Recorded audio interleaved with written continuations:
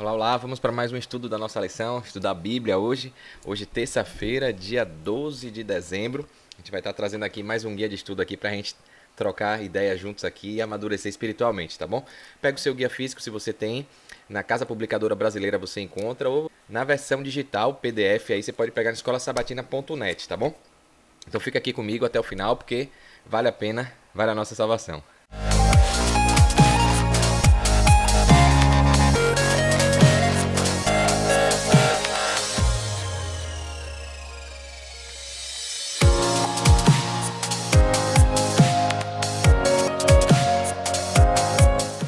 Bem, vamos lá. Como eu sempre digo, é importante criar esse hábito diário de estudo aí pra gente crescer juntos, né? E eu tô fazendo esses vídeos aqui para ajudar você e também para me ajudar a manter esse hábito mais firme aqui de estar gravando, postando e compartilhando, fazendo a missão também de pregar a mensagem. Vamos fazer a nossa oração inicial. Querido Deus amado Pai, muito obrigado por mais um dia. Que o Senhor venha nos abençoar nesse momento. Derrama teu Santo Espírito para que a gente possa estudar e entender a tua palavra. Perdoa os nossos pecados, cuida de cada um de nós, todo mundo que acompanha aqui esses estudos. Eu que te peço e te agradeço em nome de Jesus. Amém. Vamos lá então, né? Compartilhar aqui a tela, fazendo a transição. Maravilha. Então hoje, terça, dia 12 de dezembro, missão em favor dos não alcançados, né? Parte 2 que a gente está estudando aqui.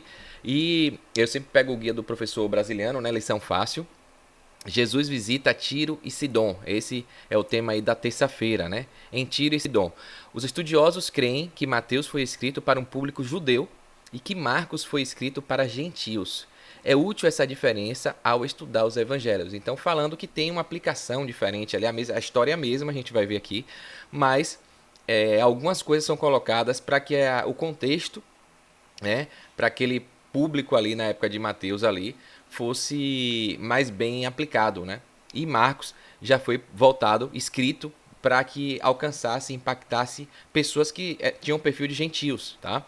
Aqui o guia vem pedindo, ó, leia Mateus capítulo 15, de 22 a 28, e Marcos, capítulo 7, de 24 a 30, que fala da mesma história, né? Da história da mulher ali que foi pedir para curar a filha dela que estava endemoniada, né? Que diferenças podemos perceber no modo como a mulher foi retratada? E aí a pergunta é essa. O professor brasiliano coloca aqui, ó, entre Mateus e Marcos, que diferença existe na descrição da mulher estrangeira que foi procurar Jesus buscando um milagre para a filha dela? Então já tem esse detalhe que a mulher era uma estrangeira. E a gente vai ver aqui os dois relatos. Você pode pegar a sua Bíblia aí para acompanhar, 15, 22 a 28 e Marcos 7, de 24 a 30, tá? Eu vou trazer aqui as aplicações que o guia traz, 22 a 28. Vem aqui, ó. Certa mulher cananeia que morava naquela terra chegou perto dele e gritou: Senhor, filho de Davi, tenha pena de mim. A minha filha está horrivelmente dominada por um demônio. Mas Jesus não respondeu nada. Então Jesus, de certa forma, ignorou, né? Viu ela falando ali, tem um motivo, o guia vai trazer um pouquinho disso, né? Então os discípulos chegaram perto dele e disseram: mande essa mulher embora, Senhor, está abusando aqui, né? Pois ela está vindo atrás de nós, fazendo muito barulho. Jesus respondeu: eu fui mandado somente para as ovelhas perdidas do povo de Israel. Então ela coloca aqui, ó, eu fui mandado somente para as ovelhas perdidas do povo de Israel. Então, olha que aplicação, né? Depois a gente vai ver que parece que até está se contradizendo, que Jesus é esse que diz que vem para todos, e agora ele está dizendo aqui nesse momento, para esse contexto, né, com aqueles discípulos ali, para a estrangeira. A gente tem estudado aqui que é para apoiar o estrangeiro, para levar mensagem para o estrangeiro, e Jesus ficou indiferente e ainda respondeu: fui mandado somente para as ovelhas perdidas do povo de Israel. Então, veja aqui que aplicação, né? Será que está se contradizendo? Mais uma vez eu coloco, né? Será que está se contradizendo, como muita gente diz? Então vamos entender o contexto, né? Para a gente aí entender a mensagem que a Bíblia quer trazer, o porquê dessa história foi colocada assim. Então ela veio, ajoelhou-se aos pés dele e disse: Senhor, me ajude. Jesus disse: não está certo tirar o pão dos filhos e jogá-lo para os cachorros. Tipo assim, não está certo eu dar, né, tirar o que eu tenho de comer para meu filho, para as pessoas que eu quero trazer aqui a mensagem e dar para um cachorro, né? Então fica até uma mensagem dura, né? Tipo assim, chamou a mulher de cachorro, de animal, de indigna, né? E aí a mulher se colocou assim: Senhor, respondeu a mulher: é verdade, tem razão, mas até mesmo os cachorrinhos comem as migalhas que caem debaixo da mesa dos seus donos, né?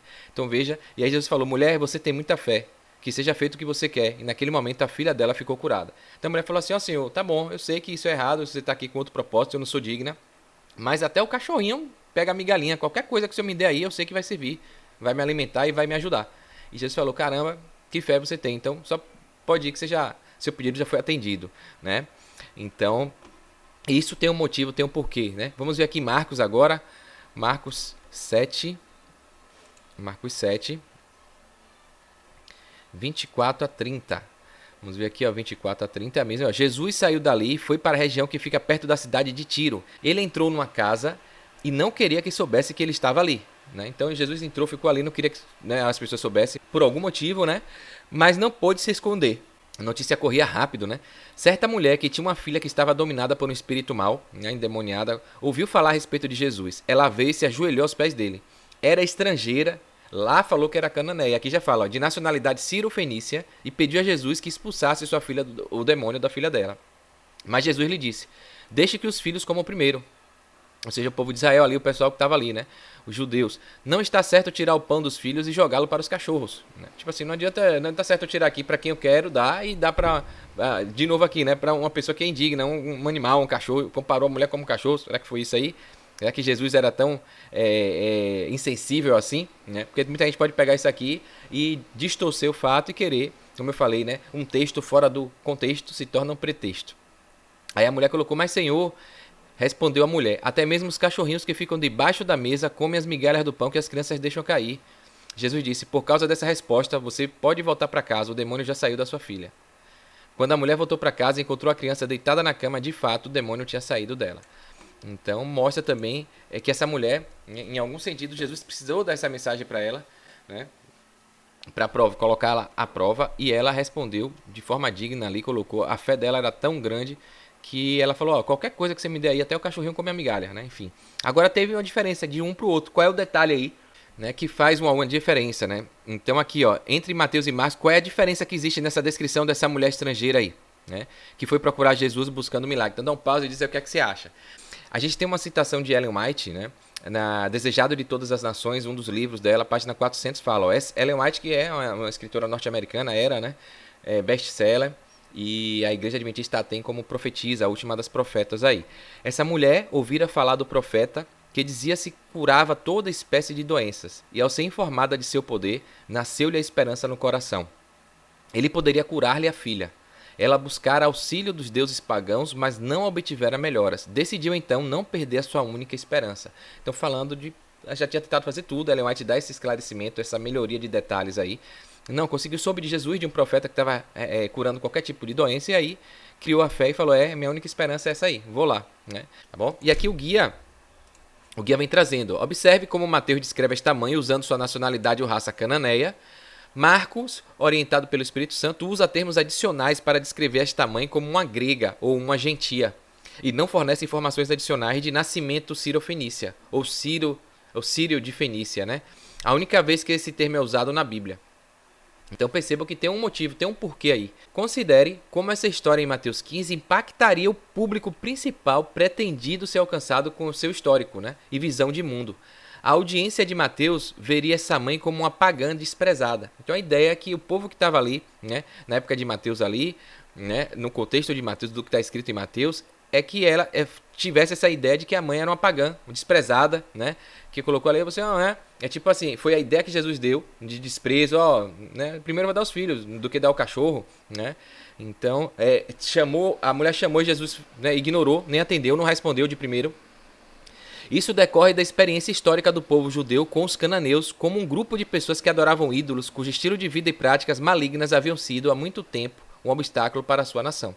Então Jesus quis fazer essa analogia, em que os judeus já estavam acostumados a tratar os cananeus assim, né? Então, porque o pessoal adorava ídolo, né? Tinha um estilo de vida e práticas malignas, então era indigno, não era considerado como um trapo de imundícia, né? E a mensagem não chegava ali. E Jesus foi justamente, agiu de tal maneira para que se identificasse essa conduta que os judeus tinham com esse tipo de gente. Então Jesus agiu igual para as pessoas verem, né? É isso aí mesmo.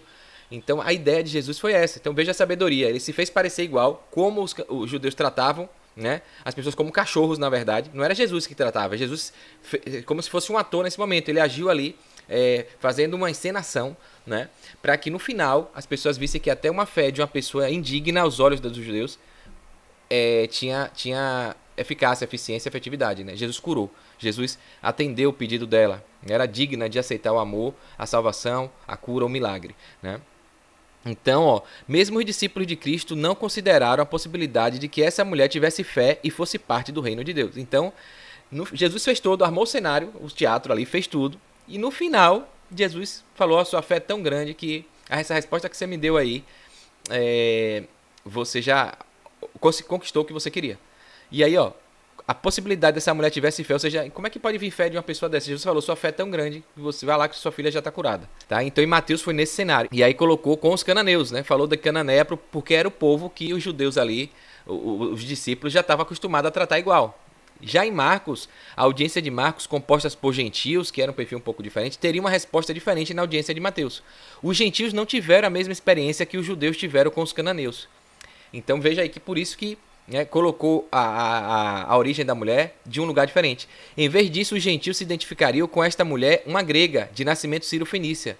Jesus curou uma delas. Para os gentios, essa mulher seria considerada uma mãe amada que estava preocupada com o destino de sua filha e queria que o mestre a curasse, independentemente da origem étnica e nacional dessa mãe, né? Então veja que a aplicação aqui já é diferente, né? Por isso que falou é uma mulher grega, né, de nascimento sírio-fenícia, que tinha o hábito de amar, de cuidar dos filhos, né? Então foi nesse sentido aqui que foi a aplicação de Marcos, de dar esse relato de que ela era sírio-fenícia, grega. E aqui vem o professor brasileiro, coloca aqui, ó, Mateus mencionou que a mulher era cananeia e Marcos citou que ela era grega, sírio-fenícia de nação. Isso mostra que Mateus escreveu para os judeus e Marcos para os gentios. Assim, cada um mostrou uma visão de missão abrangente de Jesus, né? Então a ideia é mostrar que Jesus abrange a todos, atende a todos. Aqui tem um comentário do professor brasileiro também que traz mais um esclarecimento. Tanto Mateus como Marcos, ao relatarem a experiência da mulher sírio-fenícia, tiveram o cuidado de mostrar a solicitude de Jesus em atender uma mulher estrangeira. Os judeus, ao lerem a narração de Mateus, de imediato acharam um desperdício, né? Mas viram que Jesus ficou encantado com a fé que ela demonstrou. Então ela falou, Jesus não deu bola, depois ela veio lá e Jesus aí atendeu, né? De certa forma escorraçou também, falou, eu vou deixar ele dar meu filho para dar cachorro. E aí ela respondeu, a fé dela foi tão grande que Jesus sabia, né, com certeza, do coração, e aí quis demonstrar, testemunhar a fé daquela mulher que para os judeus ali, para o público, para a plateia, era ingrata, era indigna, não podia ter fé, e mesmo assim, Jesus foi lá e curou, mostrou sua fé digna de louvor, de adoração, então seu pedido vai ser atendido. Os leitores de Marcos ficaram satisfeitos com a forma como Jesus se mostrou cheio de compaixão com alguém que sofria e não era do povo judeu. Então, ó, a mulher que sofria, tinha cuidado com a filha, não era judeu, mas Jesus foi lá e atendeu. Então, aplicações diferentes no mesmo contexto, com a história contada, né, para atingir aquele público ali. E fica essa lição, essa dica para a gente sempre contextualizar também, né, tentar aplicar para a realidade daquele público que a gente está conversando, né. Fazer uma analogia, usar uma linguagem, fazer comparações, histórias que a pessoa entenda, que faça parte do convívio dela. Isso ampliou a aceitação de Jesus em outras regiões e no futuro iria dar os frutos do evangelismo quando os discípulos saíssem para pregar naquela região no futuro. Jesus deixou um exemplo vivo de que em outros lugares havia pessoas com uma fé imensa. Tá? Então, independente de cor, de credo, de raça, de condição social, né, as pessoas, quando elas buscam, estão necessitadas, elas acreditam em Deus, no amor, na fé e têm fé, as coisas acontecem. Aqui tem uma ilustração legal, ó. Um comportor estava em Bombaim, na Índia, e alguém lhe disse, aqui ninguém quer saber de Cristo, e você está perdendo seu tempo. É tipo os discípulos falaram ali para Jesus, essa mulher está fazendo barulho aí, deixa ela aí, não atende ela não, é indigna, não é estrangeira. No entanto, né, o moço que estava ali, o comportor, não deu importância a esse comentário, e em uma das casas ele encontrou um influente cavalheiro, discípulo do famoso filósofo Zoroastro. Assim que viu o comportor, ele perguntou, poderá o Senhor arranjar-me uma de suas Bíblias sagradas? E aí ele falou, né, eu leio outros livros sagrados, mas não encontro a paz, o conforto e a inspiração que recebo quando eu leio o seu livro, a Bíblia Sagrada. Principalmente por causa da história de Jesus. Por bondade, traga-me uma Bíblia Sagrada. Muitos têm sede de conhecimento. Que coisa, né? Então, estava ali sedento e disse que só a Bíblia, que a gente tem vários relatos de pessoas assim, né, que quando lê a Bíblia diz que foi transformado, sente uma diferença, né? Mexe com o interior da pessoa. E no final, o guia de hoje fala que Cristo não respondeu imediatamente ao pedido da mulher. Ele recebeu esta representante de uma raça desprezada como os judeus fariam. Com isso, como eu falei, né, ele desejava que os seus discípulos fossem impressionados com a maneira fria e insensível com que os judeus tratariam tal caso, como evidenciado por sua recepção à mulher e a maneira compassiva com que ele queria que eles lidassem com tal sofrimento, como demonstrado por sua posterior concessão de seu pedido. Então ele fez igual fariam, o discípulo até achar estranho, né, como muita gente lê essa Bíblia e acha estranho.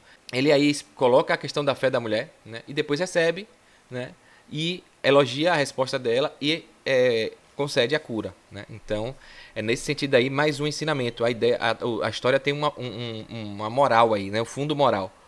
E aqui vem mais um desafio, uma reflexão, né? O guia vem falando no finalzinho pra gente ler João, capítulo 2, no verso 2. O que esse texto nos diz sobre sermos todos iguais perante Deus? Vamos dar uma olhadinha aqui rapidinho? João 2, 2 pra gente encerrar. Aqui no digital tá João, mas é 1 João. No guia de estudo aqui, ó, aqui no rodapé, tem 1 João 2:2, tá bom? Então sempre comparo por isso. Às vezes vem uma digitalização errada aqui. Então é 1 João 2:2. Vamos dar uma olhadinha. Capítulo 2, verso 2. Aqui, ó. É por meio do próprio Jesus Cristo que os nossos pecados são perdoados. E não somente os nossos, mas também os pecados do mundo inteiro. Então essa ideia de que Jesus veio só para Israel, mas depois quando a Bíblia fala que Jesus veio e os seus não o aceitaram, né? Jesus, a mensagem, a graça de Cristo foi expandida para todo aquele que crê, né? Pode ter a vida eterna, for batizado, né, e ser obediente, amar a Deus sobre todas as coisas, o próximo como a si mesmo. Então, obedecer vai ser salvo, né? Pode ser salvo. Então, ó, não somente os nossos, mas também os pecados do mundo inteiro. Então, por isso que a gente tem estudado aí no guia, né, a ideia de levar a missão para todo mundo, distantes, próximos, né, estrangeiros, idólatras, pessoas que os não alcançados, tá bom? Então que a gente possa ficar com esse aprendizado, não ter preconceito, discriminação, e saber que todo mundo é digno de receber a graça de Deus, tá bom? Curte aí se você gostou, comenta, tá? Se inscreve aqui no canal e clica no sininho para você ficar antenado, recebendo os avisos aí dos vídeos novos que eu estiver postando aqui, tá bom? Então comenta, compartilha esse vídeo pra galera e espero você aqui amanhã, no estudo de amanhã, tá bom? Um forte abraço, sucesso e fique com Deus.